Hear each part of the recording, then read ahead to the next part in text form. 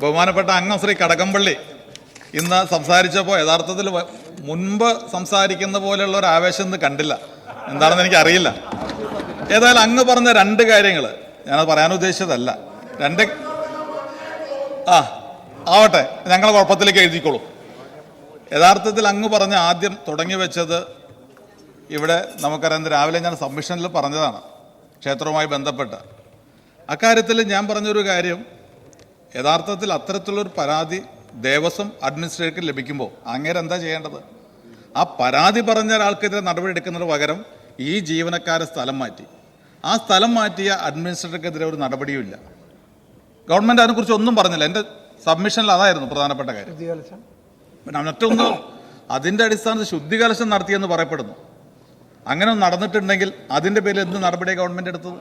അപ്പോൾ ഈ രണ്ട് കാര്യങ്ങളിലും ഗവൺമെൻറ് എടുക്കുന്ന നടപടി ഇന്നത്തെ ഒരു കാര്യത്തിൽ, ഇന്നത്തെ നമ്മുടെ വർത്തമാന കാലഘട്ടത്തിൽ കേരളത്തിൻ്റെ ഒരു പൊതുവായ നമ്മുടെ ഒരു സാംസ്കാരിക പശ്ചാത്തലത്തിനും അതുപോലെ നവോത്ഥാന മുന്നേറ്റങ്ങളുടെ നേട്ടങ്ങൾക്കുമൊക്കെ വിപരീതമായിട്ടുള്ള ഒന്നാണ് ഗവൺമെൻറ്റിൻ്റെ ഈ നടപടി എന്ന് ഞാൻ ആമുഖമായി പറയട്ടെ.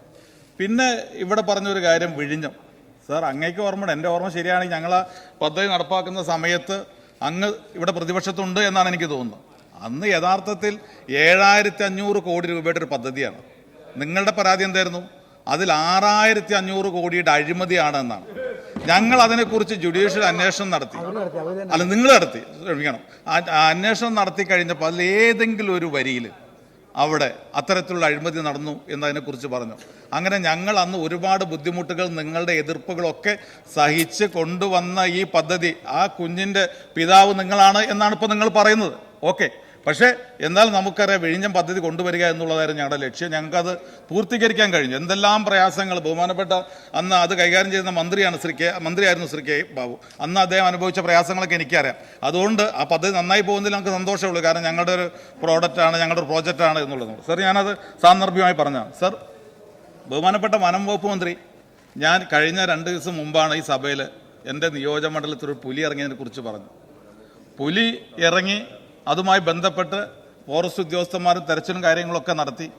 അത് കഴിഞ്ഞ് അന്ന് വൈകുന്നേരമാണ് സാർ എൻ്റെ മറ്റൊരു പഞ്ചായത്തിൽ, കരുവാരക്കുണ്ട് പഞ്ചായത്തിൽ കടുവ ഇറങ്ങി എന്ന് മാത്രമല്ല, ഞാനത് വളരെ ഗൗരവമുള്ള കാര്യം സാർ.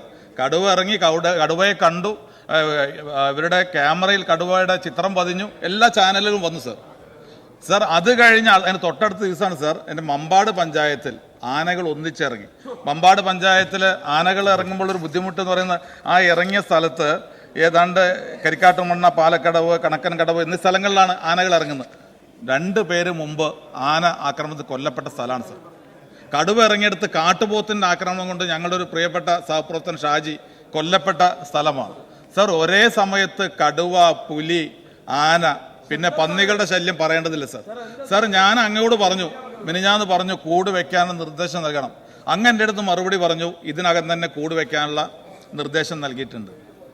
പക്ഷേ ആ പുലി ഇറങ്ങിയെടുത്തും കടുവ ഇറങ്ങിയെടുത്തും ഇതുവരെ കൂട് വെച്ചിട്ടില്ല സാർ.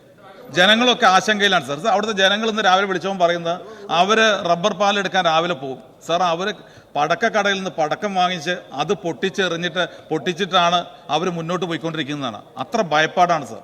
എവിടെ നിന്നാണ് പുലി ചാടി വീഴുന്നത്, എവിടെ നിന്നാണ് കടുവ ചാടി വീഴുന്നതെന്ന് അറിയാൻ പറ്റാത്ത സ്ഥിതി. അതുകൊണ്ട് സാർ, ഇത് ഗൗരവമായിട്ട് ഒന്ന് എടുക്കണം എന്നാണ് സാർ അങ്ങനെ സൂചിപ്പിക്കാനുള്ളത്. കൂട് വെക്കാനുള്ള നടപടി അങ്ങ് ഇവിടെ പറഞ്ഞു, ഞാൻ നിർദ്ദേശം കൊടുത്തിട്ട് എന്താ സാർ ഫോറസ്റ്റ് ഡിപ്പാർട്ട്മെൻറ്റ് ഉദ്യോഗസ്ഥന്മാർ വെക്കാതിരിക്കുന്നത്? 3 ദിവസം കഴിഞ്ഞു. അപ്പോൾ ഇത്തരം കാര്യങ്ങൾ വെറും വാക്കുകൊണ്ടല്ല, പ്രവൃത്തി കൊണ്ട് ഇതിനെ നേരിടണം എന്നാണ് അങ്ങോട്ട് എനിക്ക് സൂചിപ്പിക്കാനുള്ളത്. പിന്നെ സാർ, ഇവിടെ കാര്യങ്ങളിലൊക്കെ ഇന്നലെ മിനിഞ്ഞാന്ന് ഡിമാൻഡ് ഡിസ്കഷൻ നടക്കുമ്പോൾ സാർ, എല്ലാ മന്ത്രിമാരും പറയുന്നത് കേട്ട് കഴിഞ്ഞാൽ ഇതുപോലെ ഒരു പ്രയാസവുമില്ല. KSRTC മിനിസ്റ്റർ അടക്കം പറഞ്ഞു KSRTC വളരെ സുഭിക്ഷമാണ്. ഇവിടെ സജി ചെറിയാൻ പറയുന്നു മത്സ്യത്തൊഴിലാളി മേഖല ഇതുപോലെ ഒരു കാലഘട്ടം ഉണ്ടായിട്ടില്ല. സാർ, ആ മത്സ്യത്തൊഴിലാളികൾ കടലിൽ പോയി സമരം ചെയ്യുന്നൊരു കാലഘട്ടമാണ് സാർ. അപ്പോഴാണ് ഇവിടെ നിങ്ങൾക്കെല്ലാം സുഭിക്ഷമാണ് സാർ. ഇവിടെ നമ്മൾ ഇരിക്കുന്ന കേട്ട് നിങ്ങളുടെയൊക്കെ മറുപടി കേട്ട് കഴിഞ്ഞാൽ ഞങ്ങൾക്ക് തോന്നിപ്പോകുന്നു മാവേലിയുടെ രാജസദസ്സാണോ ഇത് എന്നാണ് തോന്നുന്നത്. കാരണം ഒരാൾക്കും ഒരു പ്രശ്നമില്ല, എല്ലാവരും സംതൃപ്തരാണ്, എല്ലാവരും വളരെ നല്ല രീതിയിൽ ജീവിക്കുന്നു. അതാണോ സാർ ചിത്രം? അതാണോ സാർ കേരളത്തിൻ്റെ ചിത്രം? നിങ്ങൾ 2 സമ്മേളനം നടത്തി, ഒന്ന് എറണാകുളത്തും നടത്തി, ഒന്ന് കൊല്ലത്ത് നടത്തി. ഈ 2 സമ്മേളനം കഴിഞ്ഞപ്പോൾ നിങ്ങൾ സ്വയം പറയുകയാണ് എല്ലാം ശരിയായി, ഇവിടെ ഒരു പ്രശ്നവുമില്ല. യഥാർത്ഥത്തിൽ തിരുവനന്തപുരത്ത് ആശാസമരം ഇവിടെ നിരന്തരം പറഞ്ഞുകൊണ്ടിരിക്കുന്നതാണ്. എൻ്റെ സുഹൃത്ത് ശ്രീ പി സി വിഷ്ണുനാഥൻ സംസാരിക്കുന്നുണ്ട്.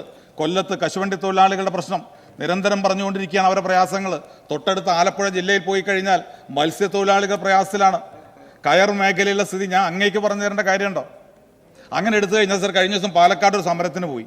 കർഷകർ ഇതുപോലെ തൊട്ടടുത്ത് മന്ത്രി ഇരിക്കുന്നുണ്ടല്ലോ, അദ്ദേഹത്തോട് ചോദിച്ചാൽ അറിയാം പാലക്കാട്ടെ കർഷകർ അനുഭവിക്കുന്ന പ്രയാസങ്ങൾ എത്ര മാത്രമാണ്. സാർ, കുട്ടനാട്ടിലെ കർഷകർ എല്ലാ മേഖലയിലും, മലയോര മേഖല മൊത്തം എടുത്തു കഴിഞ്ഞാൽ നേരത്തെ പറഞ്ഞതുപോലെ ആന, പുലി, കടുവ, പന്നി, സർ ജനങ്ങൾ ആശങ്കയിലാണ്, കൃഷി തകർന്നുകൊണ്ടിരിക്കുകയാണ്. അപ്പോൾ നിങ്ങൾ മന്ത്രിമാർ ഡിമാൻഡിൽ പറയുന്നു ഇവിടെ യാതൊരു പ്രയാസവുമില്ല, എല്ലാം സുഭിക്ഷം, എല്ലാം ശരിയാണ്. എവിടെ നോക്കിയാൽ സാർ നിങ്ങൾ പറഞ്ഞു കേരളത്തിലെ ജനങ്ങൾ ഒരു ഭാഗത്ത് പ്രയാസം അനുഭവിക്കുമ്പോൾ നിങ്ങളിത് പറഞ്ഞിട്ട് കാര്യമുണ്ടോ? സാർ, വ്യവസായ രംഗത്ത്, വ്യവസായ മേഖലയിലൊക്കെ ഞങ്ങളൊക്കെ ഇവിടെ വ്യവസായ സംരംഭങ്ങൾ ആര് വന്നു കഴിഞ്ഞാലും നിങ്ങളുടെ സമീപനമല്ല, അത് വരണം എന്ന് ആഗ്രഹിക്കുന്നവരാണ്. പക്ഷെ നിങ്ങൾ ചെയ്യുന്ന കാര്യങ്ങളും, നിങ്ങൾ ഇപ്പോൾ മാത്രമേ വ്യവസായം വരുന്നുള്ളൂ, ഇപ്പോൾ മാത്രമാണ് വ്യവസായം മുന്നേറ്റം ഉണ്ടാക്കിയത്, ഈ വ്യവസായം ഇത് കേരളത്തിൽ വ്യവസായ സംരംഭങ്ങൾ തുടങ്ങിയിട്ട് ഇത്രയെന്നൊക്കെ പറഞ്ഞു കഴിഞ്ഞാൽ അത് അംഗീകരിക്കാൻ കഴിയും സാർ. UDF കാലത്ത് ഇതാ ഒരു പരസ്യമാണ്, UDF കാലത്ത് 300, LDF ഭരണത്തിൽ 8 വർഷം കൊണ്ട് 6200 സ്റ്റാർട്ടപ്പുകളാണ് സാർ. സ്റ്റാർട്ടപ്പുകൾ ഇന്ത്യയിൽ കൊണ്ടുവന്ന ആരാണ് സാർ? ഏത് സംസ്ഥാനത്താണ് സാർ ആദ്യമായി ആരംഭിച്ചത്? സർ, കേരളത്തിൽ UDF ഭരിക്കുമ്പോൾ ശ്രീ PK കുഞ്ഞാലിക്കുട്ടി സാഹിബ് വ്യവസായ വകുപ്പ് മന്ത്രി ആയിരിക്കുമ്പോഴാണ് സാർ സ്റ്റാർട്ടപ്പുകൾ ആരംഭിക്കുന്നത്. ഇന്ന് പിന്നെ എനിക്കൊരു ചോദ്യത്തിന് മറുപടിയായിട്ട് തന്നത് ഇവിടെ പറഞ്ഞത് 6200 8 വർഷം കൊണ്ട് സ്റ്റാർട്ടപ്പുകൾ. സർ, നാളിതുവരെ 560 സ്റ്റാർട്ടപ്പുകൾക്ക് ഗവൺമെൻറ് സഹായം നൽകി.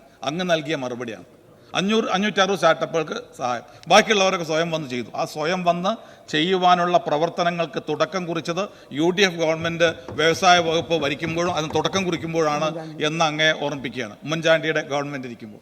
പിന്നെ അങ്ങയുടെ ഒരു സ്റ്റേറ്റ്മെൻറ്റ് ഞാൻ കഴിഞ്ഞ ദിവസം യാദൃശ്യമായി കണ്ട ഒരു റീല് അങ്ങ് പറഞ്ഞുകൊണ്ടിരിക്കുകയാണ് 3600 കോടിയുടെ പദ്ധതി, ഉൽപ്പാദന ടേൺ ഓവറുള്ള പദ്ധതി പ്രോജക്റ്റുകളുണ്ട്, അതുപോലെ മറ്റു പല പദ്ധതികളുണ്ട്. ആ പദ്ധതികളുടെയൊക്കെ പേരൊക്കെ അങ്ങ് വളരെ പറഞ്ഞിട്ടുണ്ട്. അപ്പം ഞാൻ ധരിച്ചു അങ്ങ് ഇങ്ങനെ പറയുമ്പോൾ ഇതൊക്കെ അങ്ങയുടെ കാലത്ത് വന്ന കാര്യങ്ങളാണ് എന്നാണ് ധരിച്ചത്.